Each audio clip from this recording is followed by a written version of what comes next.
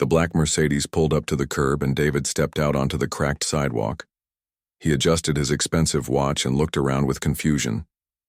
This definitely wasn't the five-star restaurant district he was used to. The buildings. Here were old paint peeling from their walls and the street had more potholes than smooth pavement. His assistant had made a mistake, he was sure of it. When she told him about this place for his business lunch, he thought she meant the trendy, new spot downtown. But here he was, standing in front of a small diner with a faded sign that read, Sonny's Kitchen, in letters that had probably been bright yellow 20 years ago. David pulled out his phone to call his driver back, but then he saw the time. His meeting was in 10 minutes and traffic had been terrible getting here. His business partner was probably already inside waiting. With a deep sigh, he straightened his tie and walked toward the glass door with its collection of faded stickers, advertising ice cream brands from the 90s. The bell above the door made a tired chiming sound as he entered. The smell hit him immediately. Coffee that had been sitting too long, bacon grease, and something sweet like maple syrup. It wasn't unpleasant, just different from what he was used to. The place was busier than he expected. Working people in uniform sat at the counter, office workers in wrinkled shirts occupied the booths, and an elderly man in the corner was reading a newspaper while slowly eating what looked like the biggest pancake stack David had ever seen. The floor was clean but worn, the kind of linoleum that had seen decades of foot traffic. The walls were covered with local sports team photos, community event flyers, and thank you cards from customers. It felt like stepping into someone's living room, if that living room happened to serve food to the whole neighborhood. David looked around for his business partner but didn't see him anywhere. He checked his phone again. No messages. Maybe Tom was running late too. A woman behind the counter noticed him standing there looking lost and pointed toward an empty booth near the window. He slid into the booth, the vinyl seat making a soft, squeaking sound under his weight. The table was small and showed its age, but it was spotless. Someone had taken care to make sure everything was clean, even if it wasn't new. A plastic menu stood between the salt and pepper shakers, listing items like the big breakfast and Grandma's meatloaf with prices that seemed impossible. When was the last time he had seen a meal advertised for under $10? David pulled out his tablet and tried to focus on the quarterly reports he needed to review before the meeting. His company's stock had jumped another 12% since last week. The numbers were incredible, profits that most people couldn't even imagine. Sometimes he had to read them twice just to believe they were real. But today he was having trouble concentrating. Something about this place was distracting him. Maybe it was how different it was from his usual world of glass conference rooms and restaurants, where the waiters wore better suits than most people owned. Here, he could hear real conversations happening around him. A mother was helping her young son sound out words from a children's book. Two construction workers were discussing their weekend plans. An older woman was showing photos of her grandchildren to whoever would listen. "Can I start you with something to drink?" The voice made him look up from his tablet. A woman stood beside his table holding a coffee pot in one hand and a notepad in the other. She was probably in her mid-40s, with graying hair pulled back in a simple ponytail. Her uniform was clean but showed signs of wear, and there was something about her tired eyes that seemed familiar. "Just coffee for now," David said, then looked at her more carefully. There was something about her smile, the way she tilted her head slightly when she spoke. A memory started forming in the back of his mind, fuzzy at first, then becoming clearer. "Do I know you?" he asked, studying her face. The woman paused, coffee pot halfway to his cup. Her expression changed, and he saw recognition dawn in her eyes. "David? David Chen?" His heart stopped for a moment. "Lisa? Lisa Martinez?" The coffee pot shook slightly in her hand. "Oh my goodness, yes, Wow. It's been, 25 years?" David couldn't believe it. Lisa Martinez had been the smartest person in their graduating class. While he was struggling to understand basic algebra, she was already taking college-level chemistry. She had been accepted to Harvard with a full scholarship, the first person from their small town to get into an Ivy League school. Everyone knew she was going to become a doctor and probably cure cancer or something equally amazing. And here she was, wearing a waitress uniform in a diner, looking exhausted and older than her years. "I heard about your success," Lisa said, her voice quiet. "Your company, the technology stuff. It's incredible what you've accomplished." David felt his cheeks getting warm. His success story had been in the local newspaper a few months ago when his company went public. "David Chen, local boy makes good," the headline had read. It felt embarrassing now, sitting across from the person who had actually been destined for greatness. "What are you doing here?" The question came out before he could stop it, and he immediately regretted how it sounded. Lisa's face flushed red.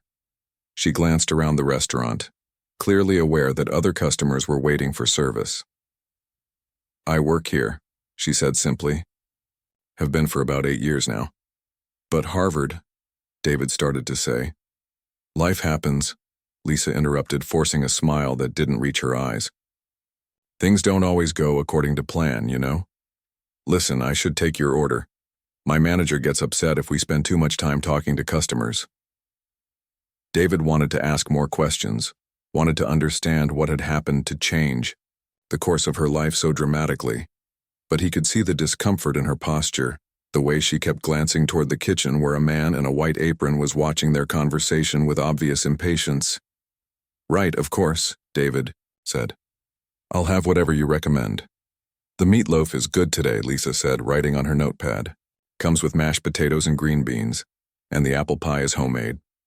As she walked away to check on other tables, David watched her move efficiently between customers. She knew everyone's name, asked about their families, and seemed to genuinely care about making sure they were happy. The elderly man with the newspaper called her honey, and she responded by asking about his daughter's new baby. The construction workers teased her about her favorite football team, and she gave it right back to them with a grin. This was Lisa Martinez, the girl who had won every academic award their school offered. The girl who had helped tutor struggling students during lunch breaks, including him. She had refused to accept payment for the help, saying that smart people had a responsibility to help others learn. David tried to return to his reports, but the numbers on the screen seemed meaningless now. His business partner sent a text saying he was stuck in traffic and would be 30 minutes late. David almost felt relieved. He needed time to process what he was seeing. When Lisa brought his food, she moved quickly and professionally. The meatloaf was actually delicious, better than some meals he had paid 50 times more for. But he barely tasted it. All he could think about was how wrong everything seemed. How had the smartest person he knew ended up here, while he, the guy who barely graduated, was worth more money than he could spend in 3 lifetimes? As he ate, David noticed other things about Lisa. The slight limp when she walked, like her feet hurt. The way she rubbed her lower back when she thought no one was looking. The careful way she counted her tips, as if every dollar mattered. This wasn't just a job for her. This was survival. When she brought the check, David wanted to say something meaningful, something that would bridge the gap between their old friendship and this awkward present. But what could he say? That he was sorry, that life wasn't fair? That he felt guilty about his success while she was struggling? Instead, he just said, "It was really good to see you, Lisa." She smiled, and for a moment it was genuine. "You too, David. Take care of yourself." As David left the diner and walked back to his car, he couldn't shake the feeling that something important had just happened. He had built his entire company on the idea that technology could solve problems and make life better for everyone. But standing there on the cracked sidewalk, looking back at the small diner where one of the brightest people he had ever known was clearing tables and refilling coffee cups, he realized that some problems couldn't be solved with apps or algorithms. The drive back to his office felt longer than usual, and for the first time in years, David found himself questioning whether success meant what he thought it meant. David couldn't get Lisa out of his mind for the rest of the week. Every time he sat in his corner office on the 40th floor, looking out at the city skyline, he found himself thinking about that tired smile and the way she had hurried between tables. He kept wondering what had happened to derail her dreams so completely. On Friday afternoon, instead of heading to his usual upscale restaurant for lunch, David found himself driving back to Sonny's kitchen. He told himself he was just curious about the food, but deep down he knew he needed to understand Lisa's story. The lunch rush was in full swing when he arrived. Lisa was moving between tables with practiced efficiency, balancing plates on her arms and somehow managing to remember everyone's orders without writing them down. She looked surprised to see him again, but gave him a quick wave before seating him at the same booth by the window. "Back for more of that meatloaf?" she asked, approaching his table with the coffee pot already in hand. "Actually, I was hoping we could talk," David said. "I mean, if you have time, I keep thinking about running into you and I realized I never really asked how you've been." Lisa glanced around the busy restaurant. "I get a break in about 20 minutes when the lunch crowd dies down. If you don't mind waiting?" David nodded and ordered a sandwich he didn't really want. He watched Lisa work, noticing things he had missed during his first visit. The way she always checked on the elderly customers first. How she automatically brought extra napkins to the table with the messy toddler. The gentle way she helped. The man with shaky hands cut his food without making him feel embarrassed. When Lisa finally sat down across from him with a cup of coffee, she looked exhausted. Up close, David could see the stress lines around her eyes and the way her shoulders sagged with fatigue. "So," she said, attempting a cheerful tone, "tell me about this technology empire of yours. I read that article in the paper. Computers and apps and all that smart stuff. Lisa, I want to hear about you," David said gently. "What happened? I mean, Harvard, medical school. Everyone thought you were going to change the world." Lisa's smile faded. She stared into her coffee cup for a long moment, and David worried he had pushed too hard.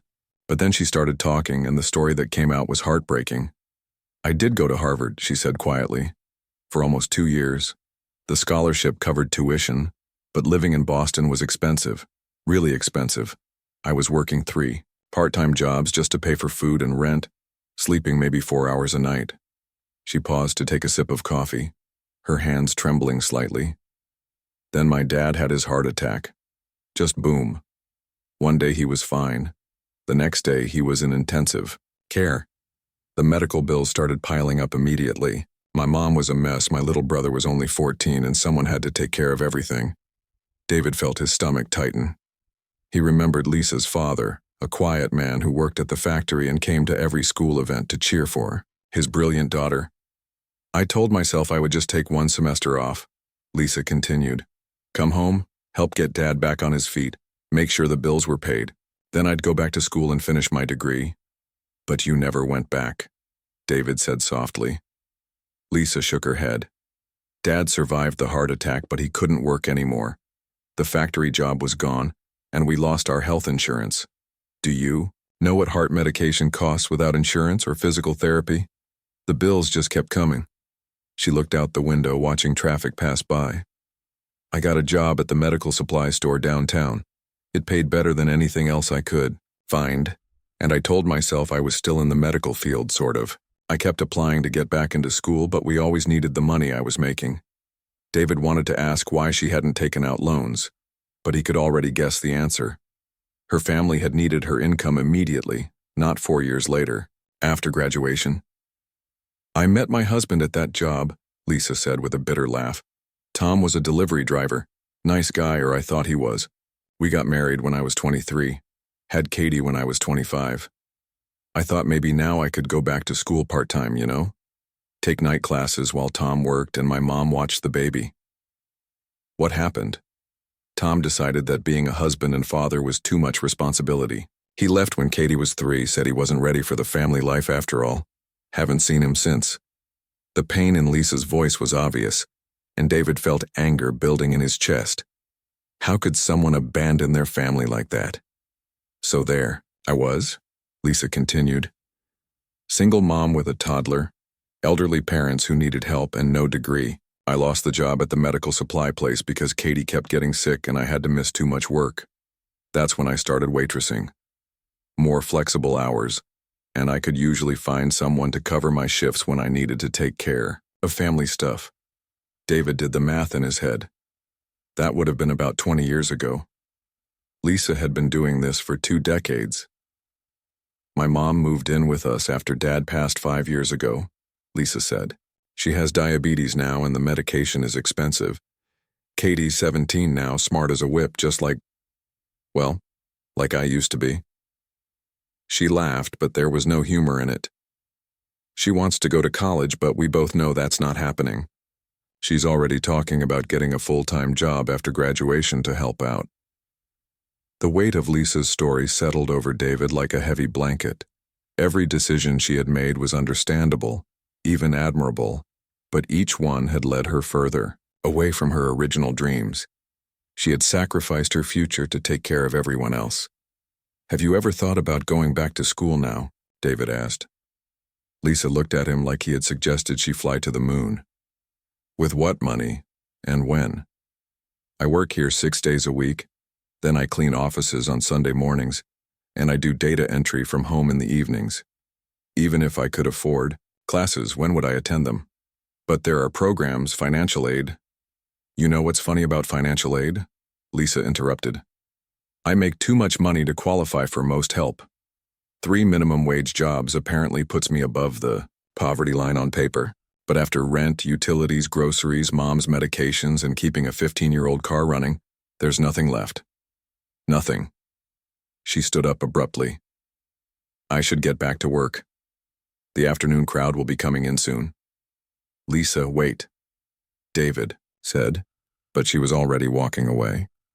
He watched her return to work, moving between tables with the same patient efficiency as before, but now he could see the weight she was carrying, the way she forced herself to smile when customers complained about slow service or cold coffee. He saw how she quietly slipped an extra roll onto the plate of a customer who looked like he hadn't eaten in days. How she never seemed to take a real break, even when the restaurant was empty. When David left the diner that afternoon, he sat in his car for a long time before starting the engine. Lisa's story kept playing in his head like a broken record. She had been the smartest person in their graduating class, the one everyone expected to succeed. But life had thrown her curveball after curveball, and she had handled each one by putting everyone else's needs before her own. Meanwhile, David had gotten lucky breaks at every turn. His family had been stable and supportive. When he started his first business and it failed, his parents helped him pay the bills while he figured out his next move. When his second company took off, he had been in the right place, at the right time with the right idea. The difference between their lives wasn't talent or intelligence or hard work. Lisa had worked harder than anyone David knew. The difference was circumstances, support systems, and plain old luck. As David drove back to his office building with its marble lobby and private elevators, he couldn't shake the feeling that something was deeply wrong with a world where the smartest, kindest person he knew was working 3 jobs just to survive, while he had more money than he could spend in 10 lifetimes. That night, David couldn't sleep. He kept thinking about Lisa's daughter, brilliant like her mother but already planning to sacrifice her education for the family. The cycle was about to repeat itself, and that thought made him feel sick. By morning, David had made a decision. He didn't know exactly what he was going to do, but he knew he couldn't just walk away and pretend this conversation had never happened. Lisa had helped him pass chemistry 25 years ago, refusing to accept payment because she believed smart people should help each other. Now it was his turn to help. The question was how to do it in a way that wouldn't hurt her pride or make her feel like charity case. Lisa Martinez had always been proud, and David suspected that hadn't changed, despite everything she had been through. But one way or another, he was going to find a way to give her back the future she had given up for everyone else. David couldn't focus on work for the next 3 days. Every time he tried to review contracts or attend meetings, his mind wandered back to Lisa's tired eyes and the weight of her story. Finally, on Wednesday evening, he made a decision that would have surprised anyone who knew him well.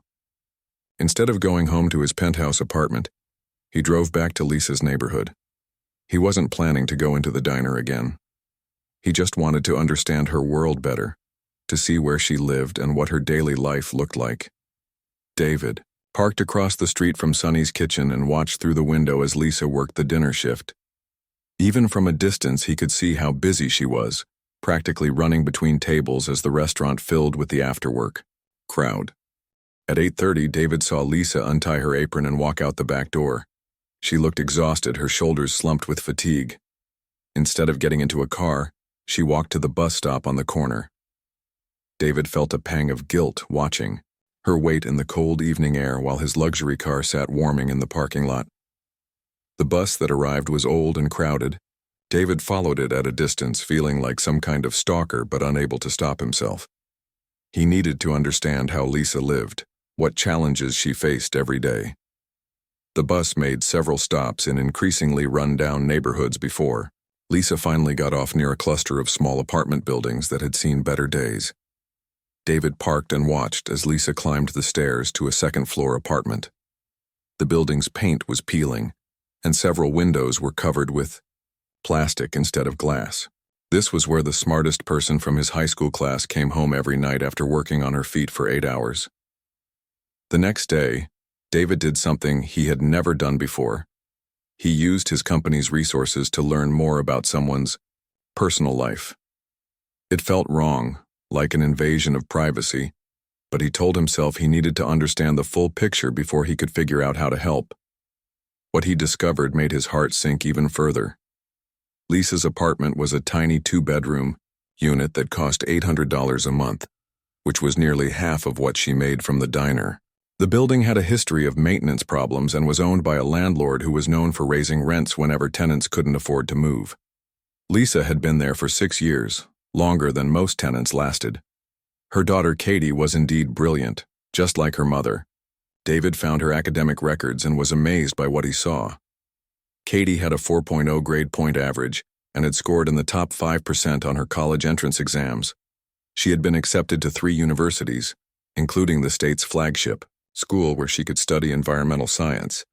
But there was more to Katie's story that broke David's heart. The girl had already written letters declining all her college acceptances. In her application for a full-time job at a local retail store, she had listed her reason for not attending college as family financial obligations. At 17, Katie was already planning to sacrifice her education just like her mother had done 25 years earlier. David dug deeper and found more painful details. Lisa's mother, who lived with them, required insulin that cost over $300 a month even with Medicare. The old woman also needed regular doctor visits and had recently been told she needed surgery to remove cataracts, but the family couldn't afford the procedure. The medical records David could access legally showed that Lisa herself hadn't seen a doctor in over 3 years despite having a history of chest pains and high blood pressure. She was working herself into an early grave, and she couldn't even afford to find out how bad her health had become.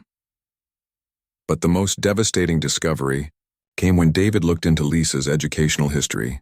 He found records showing that she had tried to return to school not once, but 4 different times over the past 20 years. Each time, something had derailed her plans. The first attempt was when Katie was 8 years old. Lisa had enrolled in night classes at the community college, planning to get her basic requirements done before transferring to a 4-year school. She made it through one semester before her mother had a diabetic crisis that required weeks of intensive care. Lisa had to drop out to manage the medical emergency and the bills that followed. Her second attempt came 3 years later. This time, she had saved enough money to pay for 2 classes and had arranged for a neighbor to watch Katie in the evenings. But then the neighbor moved away, and Lisa couldn't find affordable childcare. She was forced to drop out again. The third time, when Katie was 14, Lisa had enrolled in an online program that would let her study from home. She was doing well, maintaining a 3.8 average while working full-time. But then the landlord raised their rent by $200 a month, and Lisa had to take on the weekend cleaning job to make ends meet. Between 3 jobs and taking care of her family, she simply ran out of hours in the day. Her most recent attempt had been just 2 years ago. Lisa had applied for a special program designed for adult learners who wanted to finish their degrees. She had been accepted and was even offered some financial aid. But the week before classes started, her mother fell and broke her hip. The recovery period meant Lisa had to take time off from work. and without the income, they couldn't afford for her to also pay for school. Each time Lisa had tried to better her situation, life had knocked her back down. It wasn't that she had given up or stopped trying. The system seemed designed to keep people like her trapped exactly where they were. David also discovered something that made him angry. Lisa's ex-husband Tom was living in another state, working as a manager at a trucking company and making decent money. But he hadn't paid child support in over 10 years. The court orders existed, but Tom kept moving and changing jobs to avoid paying. Katie had grown up without any financial support from her father, while he lived comfortably and started a new family. The more David learned, the more frustrated he became. Lisa wasn't poor because she was lazy or had made bad choices. She was poor because she was kind. Every decision she had made prioritized taking care of others over advancing her own life. She had sacrificed her education for her father's medical bills. She had given up her career plans to raise her daughter alone. She was currently sacrificing her health and her future to take care of her elderly mother. Meanwhile, people like David's business partner Tom had inherited family money and used it to start companies. David's own success had come partly from his parents' ability to support him through his early failures. When his first startup had collapsed, he hadn't needed to immediately find 3 minimum wage jobs to pay rent. He had been able to take time to plan his next move. David spent hours reading about the cycle of poverty and how difficult it was to break. He learned about something called the poverty tax, how being poor actually made everything more expensive. Lisa probably paid more for groceries because she couldn't afford to buy in bulk. She paid more for transportation because she couldn't afford a reliable car. She paid more for housing because she couldn't afford a down payment to buy instead of rent.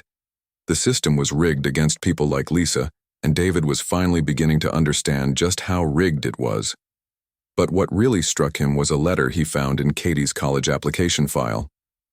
It was a personal essay about her mother, and reading it made David's eyes fill with tears. Katie had written about watching her mother work multiple jobs, about how Lisa would help her with homework, even when she was exhausted from being on her feet all day. She wrote about her mother's kindness to difficult customers, about how Lisa would quietly pay for meals for people who couldn't afford them. She described a woman who had never stopped learning, who checked out books from the library and read medical journals in her spare time, who still dreamed of becoming a doctor, even though that dream seemed impossible. The essay ended with Katie's promise to take care of her mother and grandmother, the same way Lisa had taken care of everyone else. The girl saw sacrifice as love, and she was prepared to repeat her mother's choices because she thought that was what good people did. David realized that this wasn't just about Lisa anymore. This was about breaking a cycle that had already claimed 2 generations and was about to claim a third. Katie was brilliant enough to become anything she wanted, but she was about to throw away her potential because she had learned from her mother that smart, caring people always put others first, even when it destroyed their own futures. Something had to be done, and David was the only person in a position to do it. But it couldn't be simple charity. Lisa's pride would never allow her to accept a handout, and besides, just giving her money wouldn't solve the deeper problems. The system that had trapped her would trap the next person who found themselves in similar circumstances. David needed a plan that would help Lisa and Katie while preserving their dignity. More than that, he needed a plan that would create lasting change, something that would help other families avoid the same trap. As he sat in his office that Friday evening, looking out at the city lights and thinking about Lisa serving dinner to strangers while her own dreams gathered dust, David began to formulate an idea.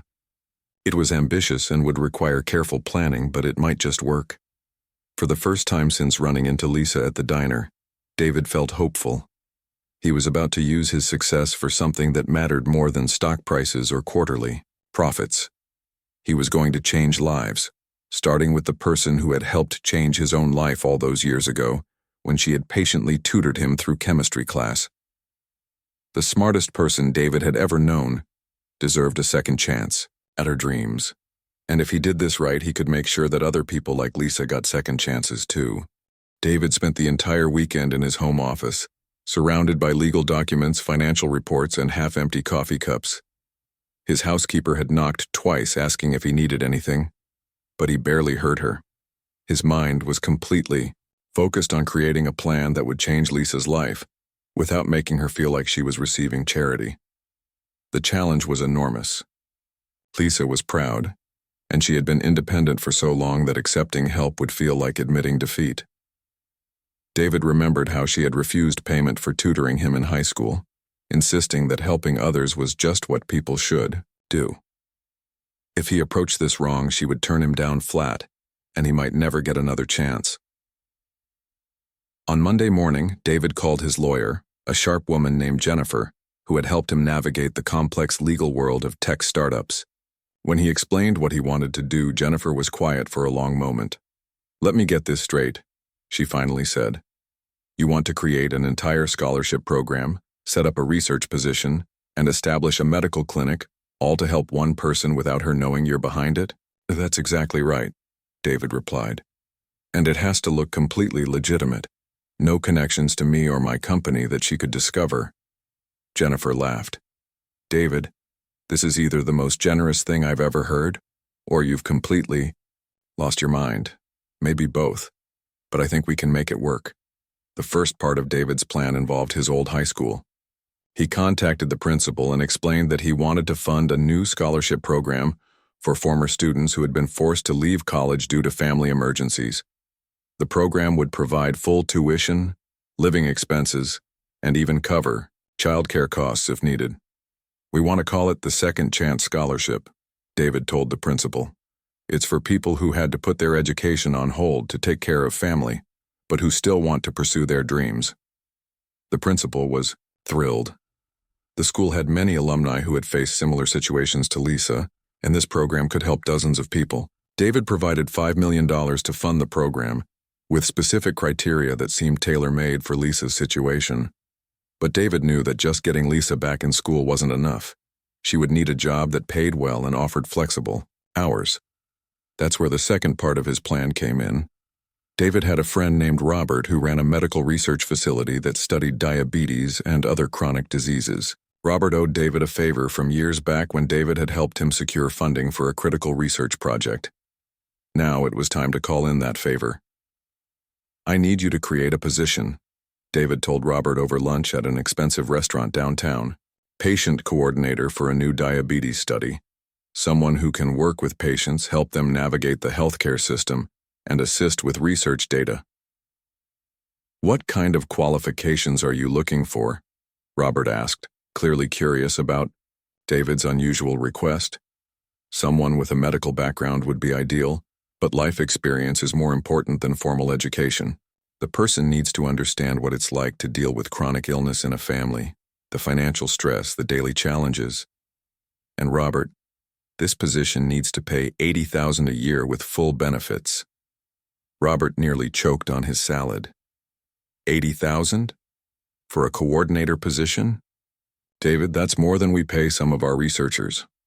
Trust me, the right person will be worth every penny, and I'll personally fund the position for the first 3 years while you get the study established." While Robert worked on creating the job posting, David moved to the third part of his plan. Katie needed a path to college that wouldn't financially burden her family. David contacted his company's foundation and proposed a new scholarship program for children of scholarship recipients. "We want to support whole families," David explained to the foundation board. "When a parent goes back to school, their children often have to make sacrifices too. This program would ensure that kids don't have to choose between their own education and supporting their family." The board loved the idea, especially when David offered to personally fund the first 10 scholarships. Katie's environmental science dreams would be fully covered, including room, board, and even a summer internship program that would pay her enough to send money home to help her family. But David wasn't finished yet. He knew that Lisa's mother needed medical care that the family couldn't afford, and he had a plan for that too. David had recently donated money to help build a new community health clinic in a low-income area of the city. The clinic was designed to provide affordable care to people who couldn't afford traditional medical services. David arranged for the clinic to offer a special program providing free care for family members of scholarship recipients. It's about supporting the whole family system, David explained to the clinic director. When someone goes back to school, they need to know their family's health needs are taken care of. The final piece of David's plan was perhaps the most delicate. He needed to make sure all of these opportunities reached Lisa, without her suspecting that he was behind them. For this, he turned to his old high school guidance counselor, Mrs. Patterson, who had recently retired but still volunteered with the Alumni Association. I need you to contact some former students who might benefit from this new scholarship program, David told her during a visit to the school. Look for people who were academically excellent, but had to leave college for family reasons. People who are currently working multiple jobs but still dream of finishing their education. Mrs. Patterson was excited about the program and promised to reach out to several potential candidates. She remembered Lisa well and agreed that she would be perfect for the scholarship.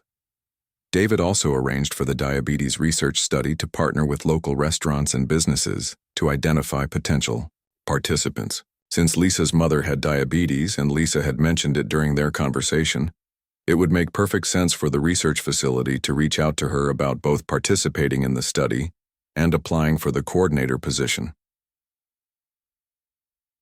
2. Make everything even more believable. David had his lawyer create a fake backstory for the scholarship program. According to the official records, the funding came from an anonymous donor who had grown up in poverty and wanted to help others break the cycle of educational sacrifice. The story was compelling and completely untraceable back to David. The ID, medical research position, had its own cover story.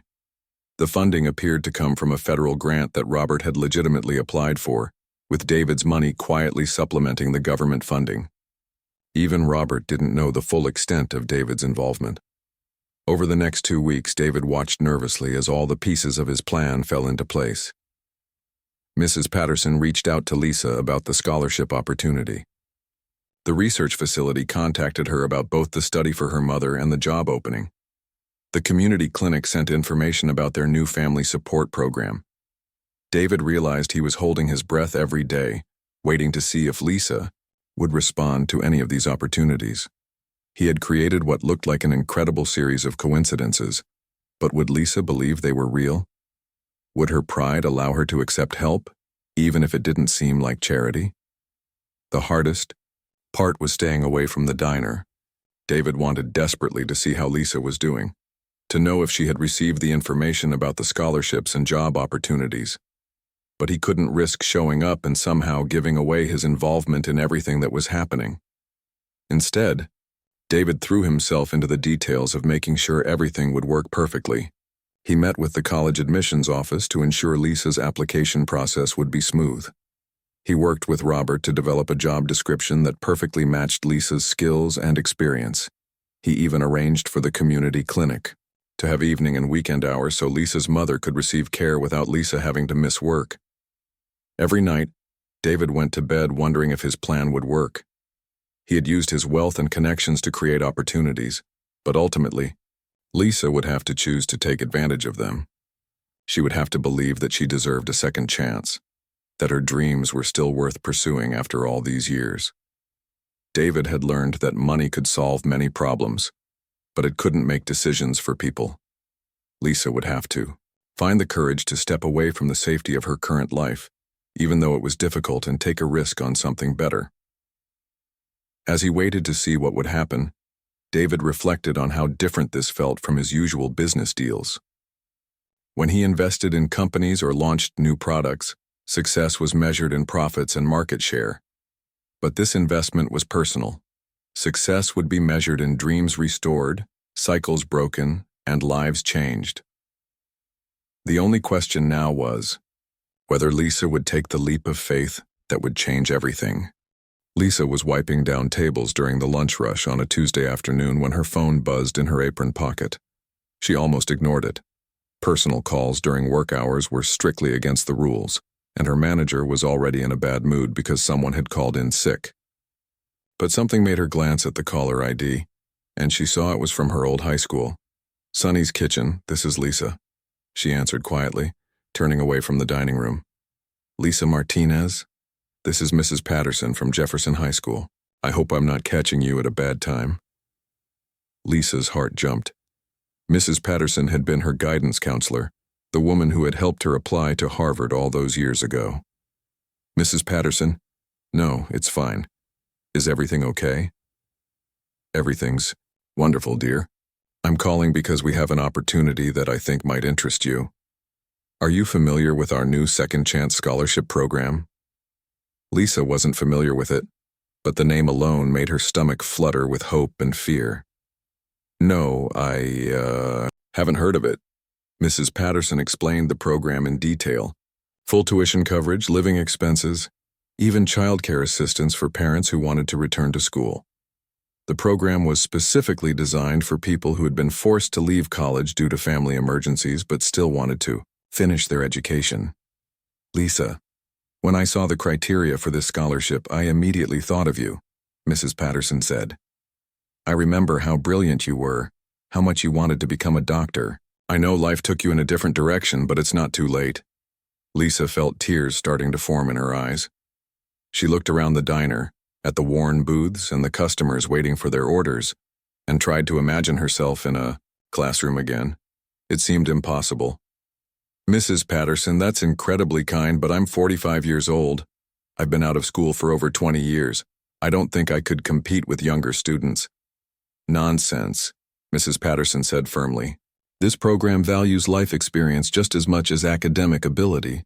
And Lisa, your academic record speaks for itself. You were valedictorian for a reason. After Mrs. Patterson hung up, Lisa stood in the restaurant's storage room holding the application information and trying to process what had just happened. The timing seemed almost too good to be true. Just when Katie was about to sacrifice her own education, just when Lisa had been feeling most hopeless about their situation, this opportunity appeared out of nowhere. But even as hope bloomed in, her chest practical concerns crowded in. How could she afford to stop working? Who would take care of her mother during the day? What if she had forgotten too much to succeed in college courses? That evening, Lisa sat at her small kitchen table with Katie and her mother, explaining the scholarship opportunity. Katie's eyes lit up immediately. Mom, you have to apply, Katie said, grabbing Lisa's hands. This is your chance. This is what you've always wanted. Lisa's mother nodded slowly. Mija, you've taken care of everyone else your whole life. Maybe it's time to take care of yourself. But Lisa still had doubts. Even if I got the scholarship, we'd lose my income from the diner. We can't afford that. The next morning, Lisa's phone rang again. This time it was Dr. Robert Chen from the Metropolitan Diabetes Research Center. He explained that they were starting a new study on diabetes management in underserved communities and needed a patient coordinator. We got your name from a community health survey, Dr. Chen explained. We understand that you have experience caring for a family member with diabetes, and you have a background in customer service. The position pays $80,000 a year with full benefits, and the hours are flexible enough to accommodate school schedules. Lisa nearly dropped the phone. $80,000 was more than she made from all three of her current jobs combined. And flexible hours that would work with school? It seemed like another impossible coincidence. I'd be very interested in learning more, Lisa managed to say. Dr. Chen scheduled an interview for the following day. As Lisa hung up the phone, she felt like she was living in a dream. 2 life-changing opportunities in 2 days seemed like more luck than one person deserved. The interview went better than Lisa had dared to hope. Dr. Chen and his team were impressed by her life experience and her understanding of the challenges faced by diabetes patients and their families. They offered her the position on the spot, with a start date that would give her time to finish the semester if she decided to enroll in school. That weekend, Lisa received another call that nearly made her faint. Katie had been selected for something called the Future Leaders Scholarship Program, which would cover her entire college education, plus provide a generous living allowance. The program was specifically for children of adults returning to school, designed to support whole families in breaking cycles of educational sacrifice. Mom, Katie said after Lisa explained the scholarship, it's like the universe is telling us that this is our time. Lisa was beginning to think Katie might be right, but she still had one major concern. Her mother's medical care was expensive and time-consuming. Even with the new job's health insurance, there would be costs they couldn't afford. As if in answer to her worries, the community health clinic called the next week. They were launching a new program providing comprehensive care for family members of scholarship recipients and research study participants. Lisa's mother would qualify for completely free medical care, including the cataract surgery she needed. Lisa sat in her car outside the clinic after the meeting, staring at all the paperwork in her lap. The scholarship application, the job offer, Katie's college acceptance letters, and her mother's medical care plan.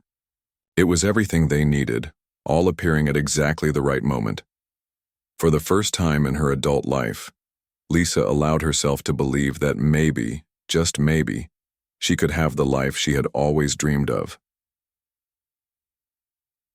3 weeks later, Lisa walked into Sunny's kitchen to give her 2 weeks' notice. Her manager wasn't surprised. Good employees eventually found better opportunities. What surprised Lisa was how emotional she felt, leaving the place that had been her second home for 8 years. Her regular customers threw her an impromptu farewell party, bringing homemade cake and cards wishing her luck. The elderly man who always sat in the corner booth stood up and made a toast. To Lisa, who took care of all of us. Now it's time for someone to take care of her. As Lisa cleaned out her locker for the last time, she found herself thinking about David Chen. She hadn't seen him since that day when they had talked about her life, but somehow his words kept coming back to her. That smart people should help each other. The next morning, Lisa put on the nicest outfit she owned and walked into her first college classroom in over 20 years. Her hands were shaking as she took a seat near the middle of the room, surrounded by students young enough to be her children. The professor began talking about chemistry, and suddenly, Lisa was 18 again, full of dreams and possibilities. But this time was different. This time she wasn't just hoping for a better future, she was actively building one. After class, Lisa walked across campus to her new office at the research center. Dr. Chen introduced her to the team and showed her to a desk by the window, where she could see the university library in the distance.